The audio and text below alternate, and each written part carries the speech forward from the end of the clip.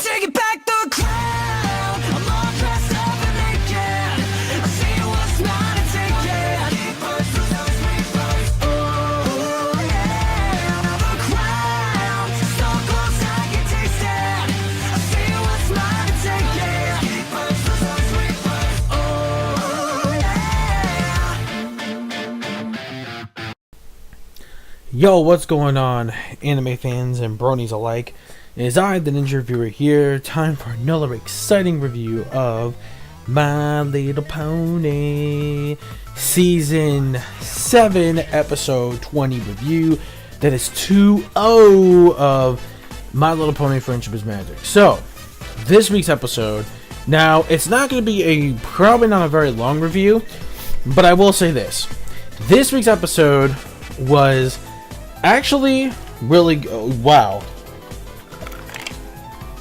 I absolutely loved this week's episode, and here's the reason why. I really do love the fact that Fluttershy is willing to go to the extra lengths just to save Zecora, and I really did love the lesson in this episode as well. But I will explain the plot before I give my overall thoughts. So basically, the plot of this episode is that Zecora gets, Zecora and Fluttershy were just like in this lake. No, actually, no, I'm sorry. They were in the Everfree Forest. And what happens is they come across this weird plant where basically thinking that, oh, it's just some regular plant or whatever, and it got sprayed on with whatever the hell it coughed out. What happened was that apparently Zecora was starting to feel really weird. She started to get polka dots everywhere, like really bad illness. She was like coughing up lightning and bubbles and shit. And the worst part is, she couldn't even run. Wow. That's serious. So, when they got into the doctor, they said she had a rare disease called swamp fever. Now, a lot of people, I thought someone I know made a theory that that's how Applejack's parents died, from the unknown disease or the rare disease known as swamp fever. So when it comes to that, a lot of people are like, wait a minute, maybe this could lead into something on how they actually did die. So a lot of people theorize, but I'm like, nah, I doubt they're really gonna mention that in the episode. Although that is a very nice way of thinking things, but nah, that wasn't the case. So when it comes to that though, so with this episode, it turns out that Fluttershy has to do whatever it takes to save Zecora before God knows what can happen. I mean, who knows if she would have died, but we're not so sure about that. So basically what happens is that we got... Now, Fluttershy usually is the kind of pony that wouldn't really go to these extra lengths, because way early heyday season days of MLP, we know that Fluttershy was more of the kind of a little timid, scared, not really standing up unless something really important goes down, and then most of the time she would just let the others take care of it while she hides somewhere or whatever, and she's kind of, a bit frightened. So it's just seeing Fluttershy do whatever it takes and not be scared in the slightest was just phenomenal. I loved how brave and determined Fluttershy was, and this was the much better Fluttershy episode compared to the Fluttershy Leans In episode that we got. I think that's what it was called. Fluttershy Leans In. I think that's what it was called. The one with the animal situation. Yeah, that one. This was a much better episode. And what I liked about it is that also, once again, just like in the most episodes, and a little hint that is leading up to the finale of season 7, we also get another comic book Legends of Friendship character from one of the tales. And this tale actually does lead up again. This is what I like compared to the Campfire Tales episode. At least again, just like I also said before on Daring Done, that's what it was called, Daring Done. Daring Done, I think it was called. I think that's what it was called. Yeah, Daring Done. I believe that's what it was. That episode. Again, just like that episode, it leads up to something important that's canon related to the episodes representing. So that's what I really loved about that episode and this episode as well. So we find out that this newest legend of a ancient healer her name was Meadowbrook. Now, Meadowbrook created something called the healing mask that was able to withstand pretty much anything that was able to. Now, with the healing mask, it was, now I don't really think it was so called a really healing mask. It was basically to pretty much blend in, and the reason why they call it the healing mask, or no, actually, no, I'm sorry, she was called the healing mask. I believe that's what she was called. But there was a reason why it was, she was called healing mask, or why it was called healing mask, etc. How it was a tactic that she used in order to get the actual honey from these bee creatures. I forget what they're called, like these really rare bee creatures with this honey. And basically she used a certain type of disguise with a healing mask, or what it's called, like some kind of like bird mask or something like that she used as a tactic in order to actually get it. So because she tried everything she can, but she was getting stunned everywhere, like completely injured. Now also what I noticed too, I forgot to mention too before, how bizarrely dark this fucking episode was, because if you think about it, here's the thing. Lots of branches of trees and shit were growing from ponies who had the contagious disease. Like, do you see tree branches and shit just like growing out of them while their manes are fucked up and shit like that? And it's just like, what the hell?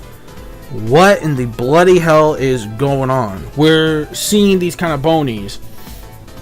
We're seeing these ponies, and we're seeing like a bunch of leaves and shit growing out of them. It's like, what? If they don't get this disease cured, they're gonna turn to like trees? That's why somebody mentioned or made a theory, I forget who it was, about technically ponies turning into, well, I mean, I not just because I saw Dr. Wolf's review on this, but wow, like, man, I mean, just the thought of that, and maybe that was a thing on how maybe Applejack's parents really died or got turned into that beautiful looking tree, was for that, but I highly doubt it, because if you remember the story, that the seeds that they planted were the real reason with the seeds, and with the apples and pear seeds, and they grew into that tree. So highly doubt that wasn't the case. So just chill. I'm kidding. But here's the thing.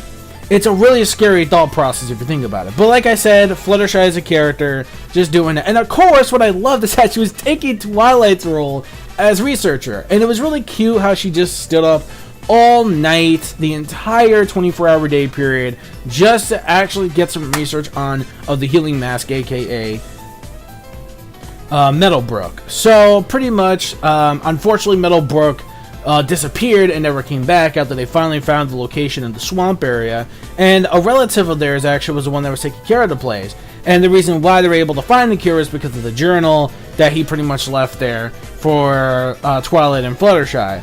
So what happens is that they actually finally use that information really, really wisely, and they actually use it. And we saw Fluttershy herself. She was suffering really bad from this disease, and she got stung on her nose and everything. It was terrible. So just seeing her not giving up. This reminds me so much of the character, the little fluffy reindeer, Tony Chopper from One Piece, because he's a reindeer doctor, and he will do everything it takes, even if he's completely like out of commission or whatever, to actually make sure a patient is doing completely well. She kind of reminds me exactly of Chopper within that field, because she will do anything for her friend to become better, from the sickness, to get that cure. So she would do whatever it takes, and that's the same, goes with Fluttershy. So Fluttershy was able to, again, just the amazement character development again goes through the fucking roof for Fluttershy, and it's just amazing how far Fluttershy has come throughout these years of the series. I mean, first the assertive thing, which, oh my god, wow, that's pretty impressive. The assertiveness. And now we're going with actual full-blown doing everything in her path. Oh man, like, holy shit. Okay, writers, good shit. So, even though I really think that Fluttershy is still adorable the way she is, like, it's cute. It's just that I really do love the fact that she did everything from staying up late. And the lesson, again, like I mentioned before, is that if you want to take care of others, you have to learn how to take care of yourself. Like, in other words, you got to make sure you get the proper rest, the proper treatment, make sure that, you're not really dying or anything like that. So, yeah, so again, that was a really awesome lesson you know, for the show. And I really have no complaints with this episode. Like, I like the adventure aspect. They're going in to the actual swamp area to actually get, you know, they do whatever it takes to get the honey, whatever. And it was just like, yo, look, I'm passed out, but I gotta do this, man. I can't let Sakura down. So, and I like that one thing where it's like, you know, her cousin's like, well, I'm doing unmentionable things I don't want to mention.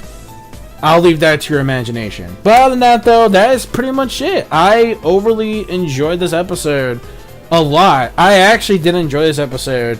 Again, man, wow, man, like, this has to be season 7. Yo, stop. You're killing me with choices of episodes here.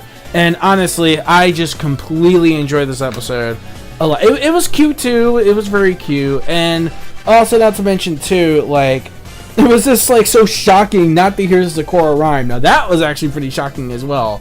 I was like, holy Jesus. Did not expect that at all. Also, the darkness, if you think about it, the whole truth of this all is that will they really all become trees when they actually cannot get this cure for this disease and become a tree and die? That's a pretty scary thought, man. But other than that, let me know your thoughts in the comment section below. Oh, the score, right, for the episode. I have no complaints. Pacing was fine. Everything was fine. 5 out of 5. This was a solid quality 5 out of 5 episode. Definitely one of my top favorites. Again, season 7, you're killing me here. You're killing me with favorite episodes right now. Oh my god. And the finale, we're getting so closer. One step closer to the edge, and I'm about to break. Sorry, I don't want to say. Alright.